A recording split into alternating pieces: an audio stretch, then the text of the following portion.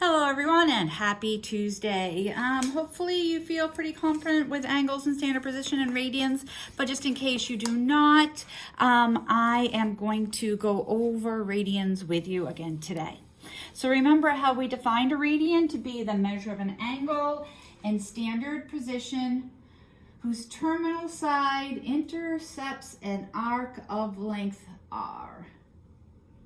I am really a lousy circle drawer. So you have to pretend this is a circle. All right, so in this case, if I have my radius is r here, and then I see what it measures here.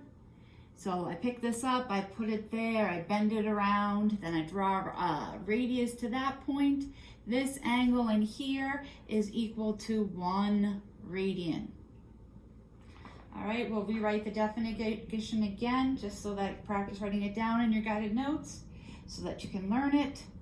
The measure of an angle in standard position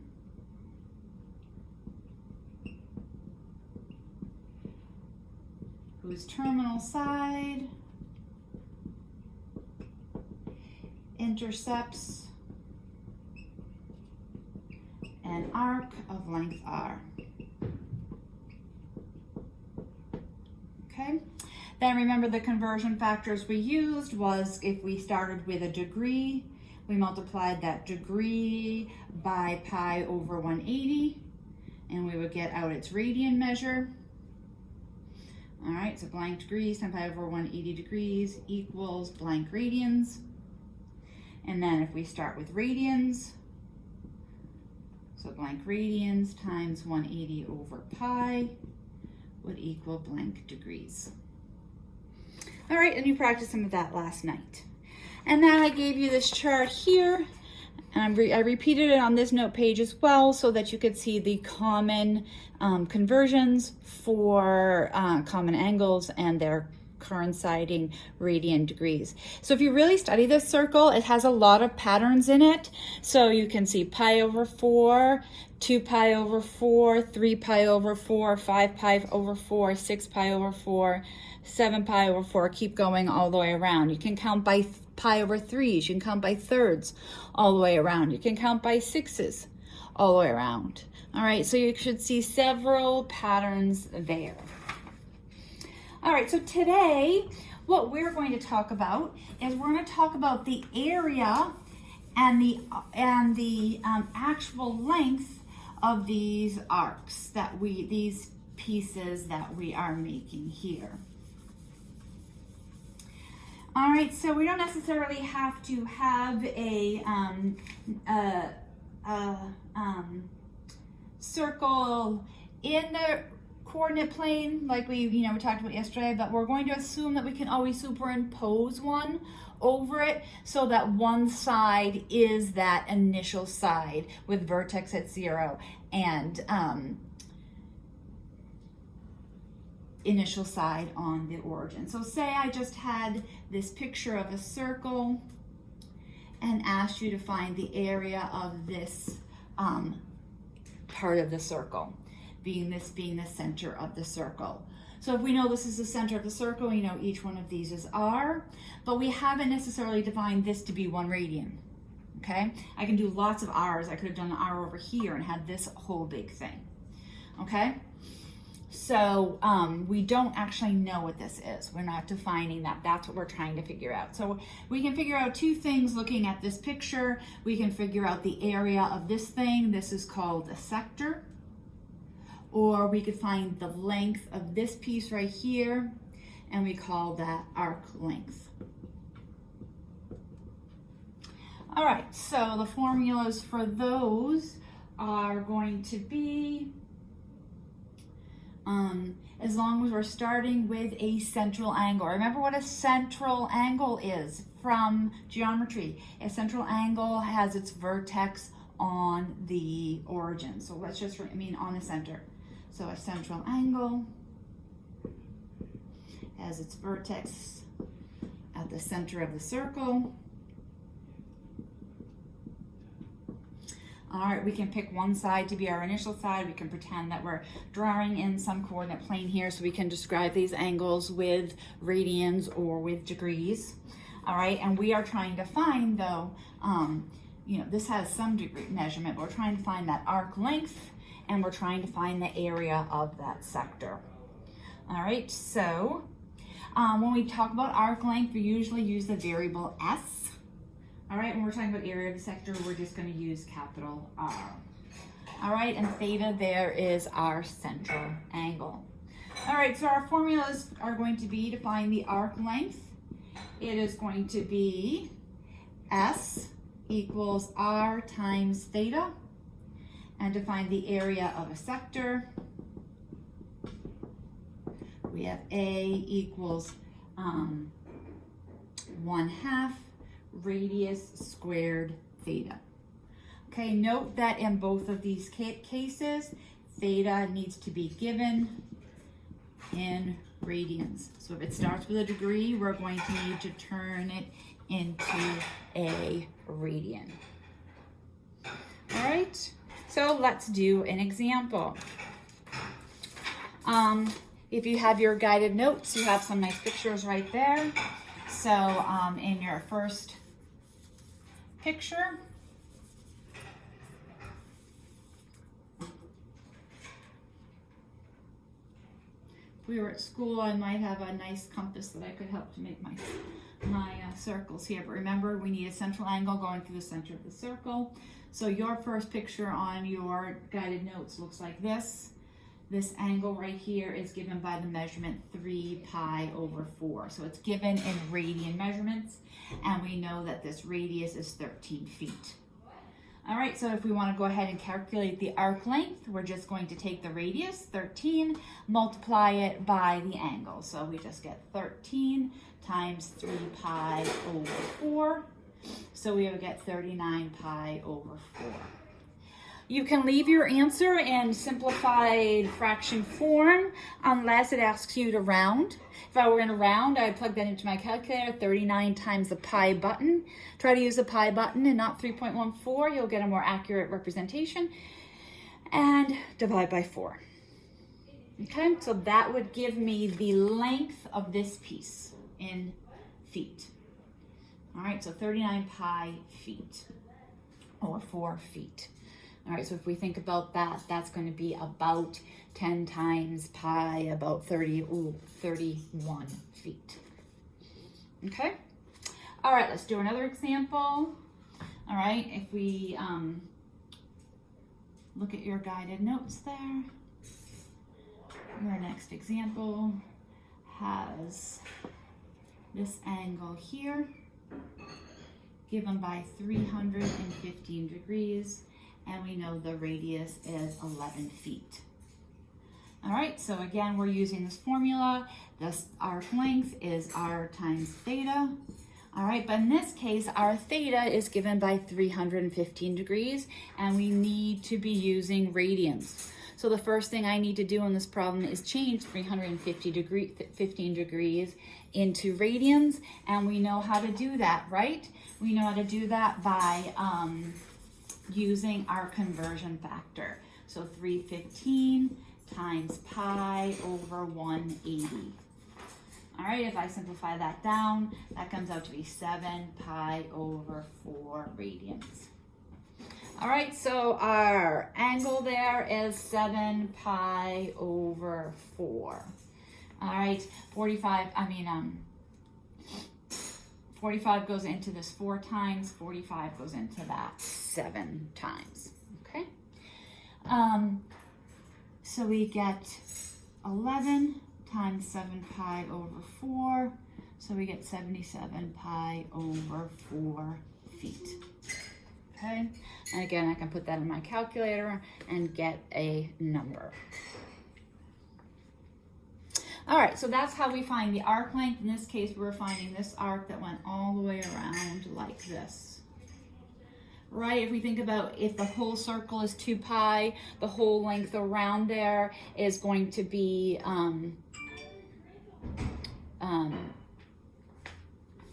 2 pi times the radius, right? To have the whole arc length. 2 pi would be all the way the circle, and r would be the radius. All right, let's look at the area of a sector given by the formula 1/2 r squared theta. All right, so now our answers would be in something squared, unit squared, right? Because we are talking about area. All right, so our first example here, we have this angle, which is 3 pi over 2, right? If you think about what that is, that's 270 degrees. And then our radius is 14 centimeters. So we are finding the area of all this space out here. So the area is 1/2 radius squared, 14 squared, times 3 pi over 2, our angle in radians. All right, I simplified that down to be, it came out to be 147 pi. All right. You can pause, put that in your calculator if you want, make sure you get it right. All right, let's look one more. Here's my circle, my awesome circle. All right, we have 60 degrees in here and a radius of 10 inches. All right, again, we have a degree here, so the first step I have to do is change 60 degrees into radians. So that's going to be pi over 3, or you could have looked at your chart here because 60 degrees is a common angle, so it was on that chart that I gave you. All right, so now we have area equals 1/2 radius squared theta, so 1/2 10 squared times pi over 3. So you end up getting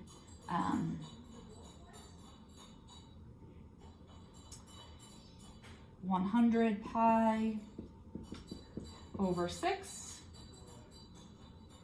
or if we simplify that down to 50 pi over 3. Okay? And then I could simplify it more and get its decimal approximation by putting it into my calculator. All right, when we're doing real world problems, that is actually what we are going to do, is we are going to get a decimal approximation because that tends to make sense. All right, so in this section, there's a lot of application. So we're gonna try some word problems. So if you go to your guided notes, you'll see there's a couple of problems that we are going to go over. All right, I'd like to look at problem 2 of that sheet. I think you can figure out problem 1 on your own. So in this first year, Janice is playing softball. She has been practicing her batting.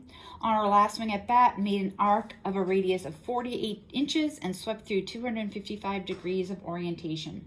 Assuming the arc is circular, what is the distance the tip of the bat travels to the nearest inch? How many feet is this rounded to the nearest foot? All right, so here we go. We have her batting. All right, and this is 48 inches here. And then the tip of her bat is going to go around 255 degrees. And then that's less than 3/4. So the end of her bat is going to end here. And we are looking for how far the bat traveled. Well, the edge of that tip of that bat is going all this distance right here, the distance of this arc. So what we are looking for in this case is we are looking for our arc length. Okay? So first thing we're going to do is change our degrees into radians. I didn't even simplify this down because I had to do more work. So I just said this was 255 pi over 180. All right, so arc length is given by radius times the angle. The radius was 48 inches. The angle was 255 pi over 180. I plug that into my calculator, and it says round to the nearest inch. So I got 151 inches. Okay. Then it says, how many feet is this rounded to the nearest foot? That means you just have to divide that by 12. 12 goes into 144, right? So that's 144 with 7 left over. So we'll say 13, approximately 13 feet rounded to the nearest foot. Okay. All right, look at problem number 3. Mickey's mechanic shop. A pulley system is used to lift engines from cars. The pulley system consists of a cable that grows around the pulley with a radius of 1 foot to the nearest degree. How many degrees of rotation are required for an engine to be lifted 10 feet? All right, so for all these problems, I suggest the first thing that you need to do is to draw a picture. So here's my picture, here's my pulley. It's got a radius of 1 foot. My chain might be coming in like this, okay? And as it goes around a whole circle, it will move the chain that distance, okay? So we need to know, when does that arc, what degree is that arc that would move the chain 10 feet? So we want to know how many times I need to go around completely to move this chain 10 feet. All right, so we know in this case the arc length. We want the arc length to be 10 feet. What we don't know, what is missing, is theta, or the angle. How many degrees do I have to rotate through? So we'll use our arc length formula. All right, we know here that we want this to be 10. We know that the radius is 1 foot. So in this case, we get theta equals 10. All right, that's pretty good. Well, what does that mean? Well, think about this. This is measured in radians, right? So theta measures 10 radians. All right, but it's the question asked, to the nearest degree, how many degrees of rotation are there? So now we have to work backwards and change 10 radians into degrees. So remember what that conversion factor is. It is times 180 over pi. So I have to do 1800 divided by pi. All right, if I put that in my calculator, that comes out to be approximately equal 573 degrees. It said round to the nearest degree, so that's why I round to the nearest whole number. So this pulley has to go around approximately less than 2 times, right? To move that chain 10 feet. Now that should make sense to you, right? Because if 1 time is around is 2 pi, 2 pi times r is 2 pi. And in this case, 2 pi is about 6.34 or 6.28. 2 pi, right, times 3.14. So if 1 revolution around is 6 feet, then a little less than 1 around would give me the rest to get me up to 10 feet. All right, I need you to attempt the arc length and sector problems in the next section for homework, and I will post some answers tomorrow. Thanks.